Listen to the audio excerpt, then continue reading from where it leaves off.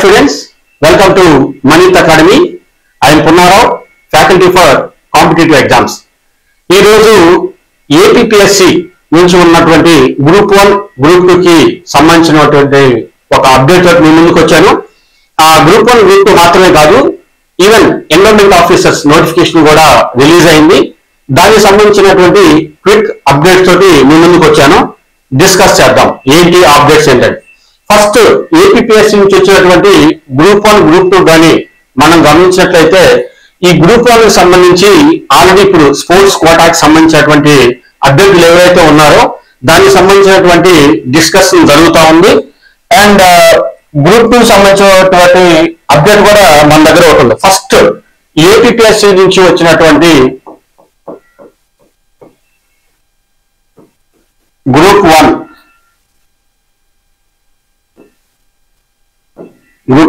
And group 2 దీని నుంచి first group 1 గురించి మాట్లాడినట్లయితే, గ్రూప్ 1 ఆల్రెడీ ఇప్పుడు స్పోర్ట్స్ క్యాండిడేట్స్ ఎవరైతే ఉన్నారో ఈ స్పోర్ట్స్ క్యాండిడేట్స్ గురించి నా డిస్కషన్ జరుగుతోంది. ఎందుకంటే ఆల్రెడీ మెయిన్స్ రాశారు కాబట్టి, సో ఈ మెయిన్స్ రిజల్ట్ ఇచ్చే క్రమంలో ఈ స్పోర్ట్స్ కి సంబంధించిన అభ్యర్థులు ఎవరైతే ఉన్నారో ఆ స్పోర్ట్స్ కోటాకు సంబంధించినటువంటి డిస్కషన్ జరుగుతోంది. మాక్సిమం మనకి ఈ గ్రూప్ 1 రిజల్ట్స్ అనేవి 1 or 2 వీక్స్ లో రావడానికి అవకాశం ఉంది.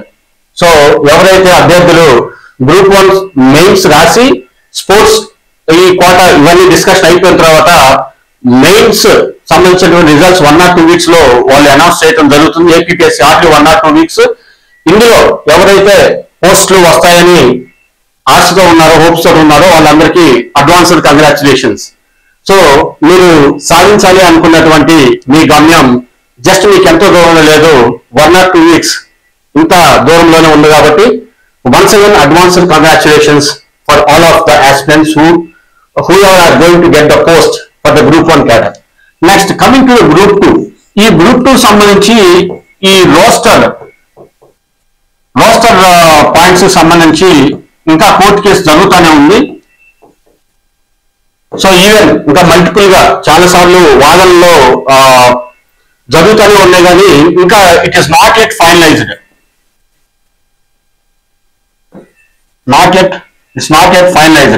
సో నాకు తెలిసి మాక్సిమం 1 or 2 వీక్స్ లోనే ఈ రోస్టర్ పాయింట్స్ గురించి కూడా మాక్సిమం ఏదో ఒక ఫైనల్ డెసిషన్ తీసుకుంటారు. ఈ ఫైనల్ డెసిషన్ తీసుకుని దీనికి సంబంధించిన గ్రూప్ 2 రిజల్ట్స్ కూడా ఈ గ్రూప్ 1 తర్వాత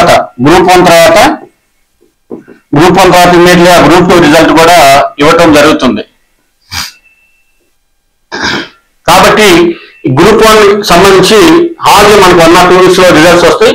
గ్రూప్ 2 సంబంధించి ఇంకా ఈ రోస్టర్ పాయింట్స్ ఏవైతే ఉందో దీని గురించి కోర్టు కేసు ఇంకా అప్డేట్ జరుగుతూనే ఉన్నాయి. కాబట్టి దానికి సంబంధించినటువంటి వాదనలు కానీ పిటిషన్ తరపున ఎవరైతే ఉన్నారో వాదనలు వినిపించడం జరుగుతుంది. కానీ ఈ కోర్టు సంబంధించిన మాత్రం రెగ్యులర్ ప్రాసెస్ కు మాత్రం ఎటువంటి అంతరాయం గురించి చెప్పలేదు. ఈ రెగ్యులర్ ప్రాసెస్ ఏదైతే ఉందో అది ఏపీపీఎస్సీ కొనసాగించవచ్చు అని చెప్పింది. ఈ రోస్టర్ పాయింట్స్ తప్ప మిగతా రెగ్యులర్ ప్రాసెస్ అంతా కూడా ఈవెన్ మనకి 1-to-1 సర్టిఫికేట్ వెరిఫికేషన్ కూడా అయిపోయింది. 1-to-1 certificate verification. So maximum group 1 results వచ్చిన తర్వాత గ్రూప్ 2 రిజల్ట్స్ కూడా వాళ్ళు అనౌన్స్ చేస్తారు మెయిన్స్ కి సంబంధించి. కాబట్టి అభ్యర్థులు ఇన్నాళ్ళు వెయిట్ చేశారు. Our destination is going to be finalised with in 1 or 2 weeks.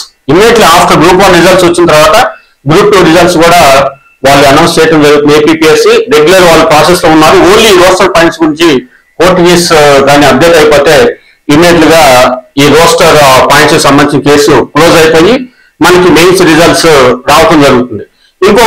ఇంకొక అప్డేట్ తోటి కూడా నేను ముందుకు వచ్చాను. అది ఏంటంటే ఎన్విరాన్మెంట్ ఆఫీసర్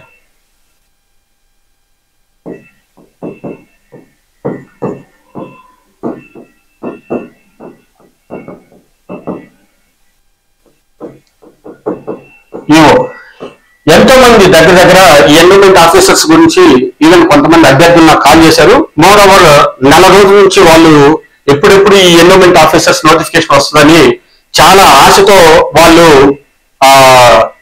ఎదురు చూసినప్పటికీ కొంచెము ఈ endowment officers EO notification release అయిన తర్వాత చూస్తే పోస్టుల సంఖ్య అనేది సింగిల్ డిజిట్ లోనే ఉన్నట్టు మనం గమనించవచ్చు. ఈ నోటిఫికేషన్ వచ్చింది,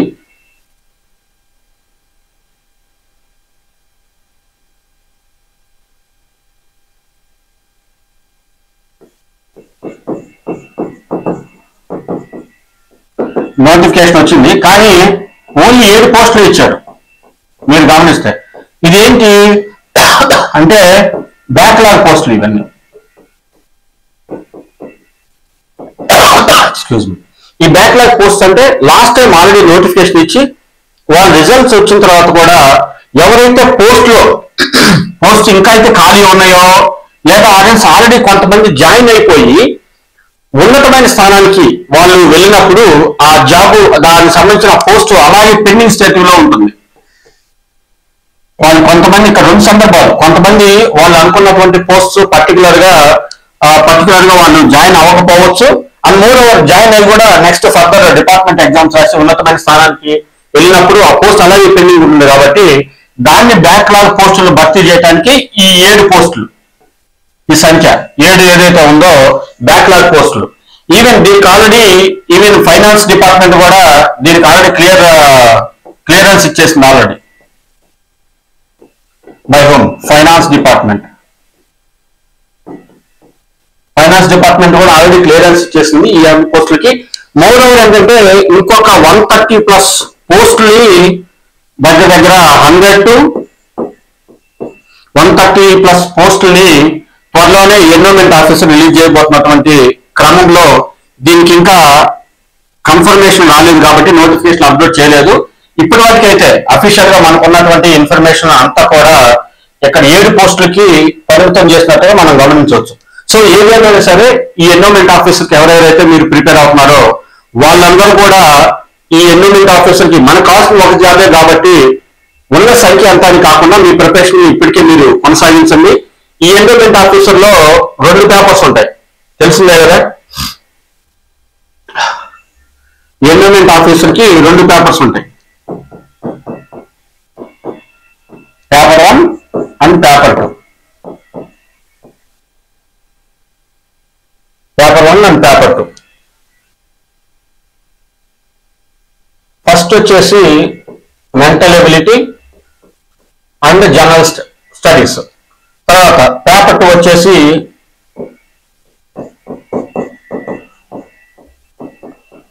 Hindu philosophy and temple system.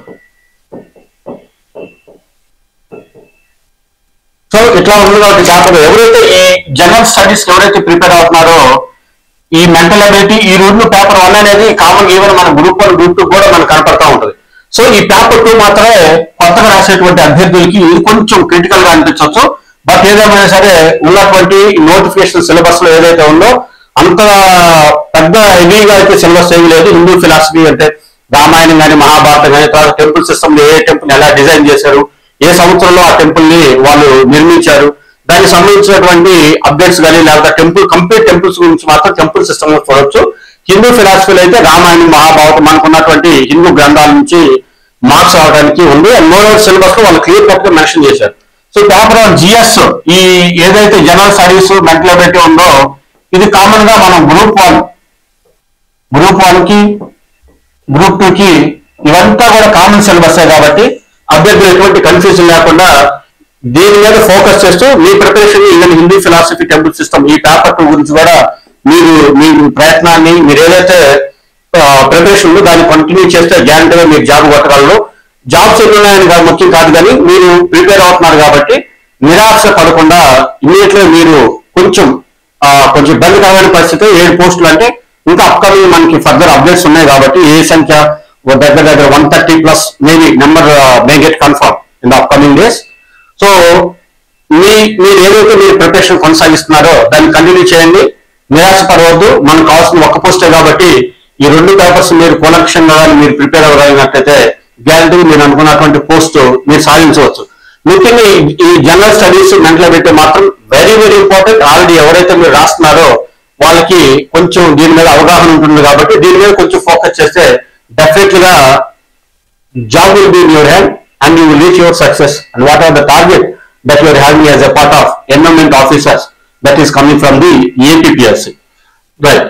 తర్వాత మీరు ఏదైతే మీరు మీ ప్రిపరేషన్ మీరు కొనసాగిస్తున్నారో దానికి సంబంధించి మీకు ఏవైనా ఇంకా డౌట్స్ కానీ ఏమన్నా ఉన్నట్లయితే ఆల్రెడీ మన మనీత్ అకాడమీ అయినటువంటి యూట్యూబ్ ఛానల్ నేను మన దగ్గర ఉంది. ఇక్కడ నేను NCERT economics basics to advance level ఏదైతే ఇక్కడ మనం చూస్తున్నాం కదా, ఈ బేసిక్స్ టు అడ్వాన్స్ లెవెల్ అనేది నేను ఆల్రెడీ దీనికి సంబంధించిన క్లాసెస్ నేను స్టార్ట్ చేశాను. Basics NCERT economics 9th class నుంచి 12th దాకా ఇట్స్ వెరీ వెరీ ఇంపార్టెంట్. ఎందుకంటే మనకు తెలుసు ఈ గ్రూప్ 1 కానీ గ్రూప్ 2లో కానీ తర్వాత మీరు ఏపీపీఎస్ నుంచి వచ్చి ఏ ఎగ్జామ్ తీసుకున్నా సరే జనరల్ స్టడీస్ అనేది కామన్. ఈ జనరల్ స్టడీస్ లో ఎకానమీ పేపర్ ఉంటుంది. ఇది ఈ ఎకానమీ అనేది state and Indian economy. So చాలా మంది అభ్యర్థులు మీరు 100 మెంబర్స్ కానీ తీసుకుంటే 100 మెంబర్స్ లో 85 to 90% భయపడేది ఈ ఇండియన్ ఎకానమీకి సంబంధించి మాత్రమే. కాబట్టి దీన్ని నేను బేసిక్స్ నుంచి అడ్వాన్స్ లెవెల్లో మన కోర్సు ప్లాన్ చేశాను. బేసిక్స్ టు అడ్వాన్స్ లెవెల్ ఎలా అంటే త్రూ ఎన్సీఆర్టీ ఎకనామిక్స్.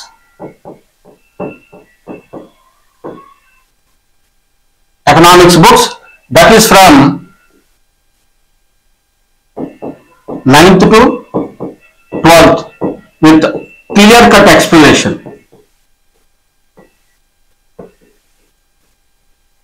ఎందుకంటే చాలాసార్లు మనం గమనించాం ఎన్సీఆర్టీ బుక్స్ నుంచి డైరెక్ట్ గా బిట్ దిగినటువంటి సందర్భాలు కూడా మనం చాలా చూసాం. ఈవెన్ 9th క్లాస్ నుంచి 12th క్లాస్ దాకా ఉన్నటువంటి ఎన్సీఆర్టీ ఎకనామిక్స్ లో గ్రూప్ 1 కానీ గ్రూప్ 2 కానీ చాలా సార్లు ఈవెన్ బిట్స్ దిగటం జరిగింది. కాబట్టి మీరు ఈ కోర్సులో కానీ మీరు పర్ఫెక్ట్ గా మీరు నేర్చుకోగలిగితే డెఫినెట్ గా ఇండియన్ ఎకానమీలో మీకున్నటువంటి భయం పోతుంది. దగ్గర 80% ఆఫ్ మార్క్స్ మీదే. ఎందుకంటే ఫర్దర్ అప్డేట్స్ ఉంటాయి కాబట్టి అది 20% తోటి అది యాడ్ అవుతుంది. మేజర్ గా ఈ బేసిక్స్ ఎన్సీఆర్టీలు ఏమో ఉంటాయంటే చాలా వాళ్ళు కాంటెక్స్ట్ ఇస్తాడు, కాన్సెప్ట్ ఇస్తాడు, దానికి సంబంధించి యూజ్ కేస్ ఒకటి ఉంటుంది, ఎగ్జాంపుల్. సో ఏమి తెలియని ఈవెన్ సైన్స్ స్టూడెంట్ కూడా ఈ ఎన్సీఆర్టీ ఎకనామిక్స్ బేసిక్స్ నుంచి ఫాలో అయినప్పుడు డెఫినెట్ గా మీరు 9th నుంచి 12th ఇండియన్ ఎకానమీ అనేది డైరెక్ట్ సిలబస్ ని ఎన్సీఆర్టీ ఎకనామిక్స్ కవర్ చేస్తుంది. 9th నుంచి 12th దాకా మీరు చదవగలిగితే మనకి నోటిఫికేషన్ లో ఇచ్చినటువంటి సిలబస్ అంతా కూడా మాక్సిమం మీకు 70 to 80% మీకు సిలబస్ కవర్ అయిపోతుంది. కాబట్టి ఎన్సీఆర్టీ ఎకనామిక్స్ లో మీరు కానీ స్ట్రాంగ్ గా ఉన్నట్లయితే డెఫినెట్ గా మీకు ఇండియన్ ఎకానమీ మీద ఉన్నటువంటి భయం పోతుంది. ఫర్దర్ సబ్జెక్టులు ఈజీగా ఇండియన్ పాలిటీ కానీ జాగ్రఫీ కానీ హిస్టరీ కానీ ఇవన్నీ మనకి అంత టఫ్ గా అనిపించదు.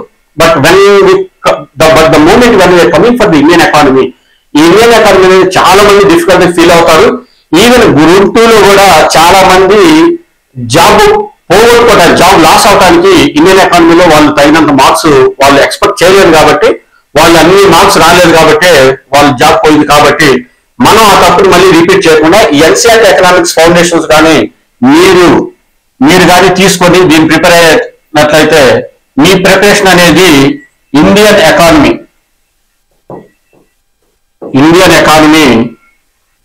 మ్యాక్సిమం మీకు యూ కెన్ ఫీల్ ఈజీగా అర్థమవుతుంది కాన్సెప్ట్స్ అన్ని కూడా.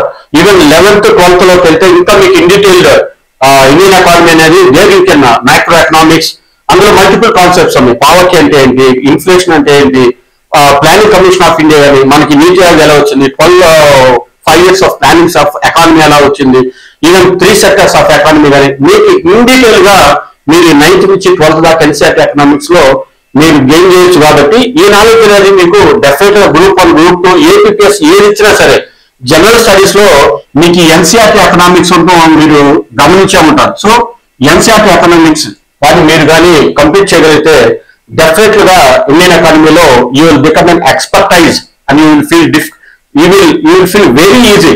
మీరు పేపర్ డిఫికల్ట్ అయినా సరే ఎప్పుడు కూడా పేపర్ అనేది 3 స్థాయిల్లో ఉంటుందండి. Easy, moderate, complex or difficult.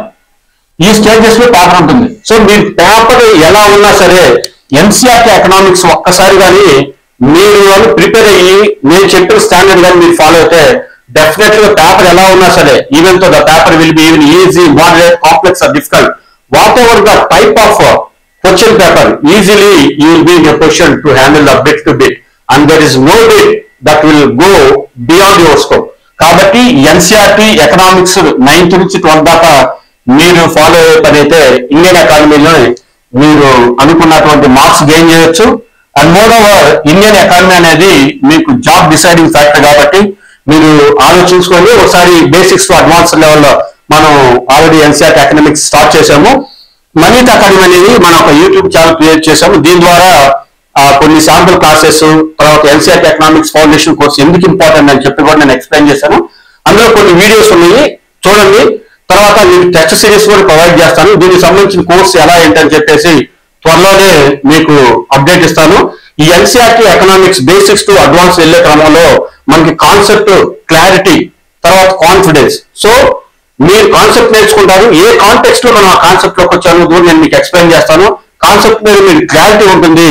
Concept clarity base చేసుకొని మీకు కాన్ఫిడెన్స్ లెవెల్స్ అనేది టెస్ట్ సిరీస్ రాయటం ద్వారా మీకు ఒక అవగాహన వస్తుంది. కాబట్టి డెఫినెట్ గా మేము చేసేటువంటి ఎన్సీఆర్టీ ఎకనామిక్స్ ఫౌండేషన్ కోర్స్ అనేది మీరు పొందేటువంటి విజయంలో తప్పనిసరిగా ఇది ఒక మార్గం అవుతుందని చెప్పేసి నేను డెఫినెట్గా మీకు నేను సజెస్ట్ చేయగలను. ఫర్దర్ అప్డేట్స్ తోటి మీ ముందుకు వస్తాను. Thank you so much.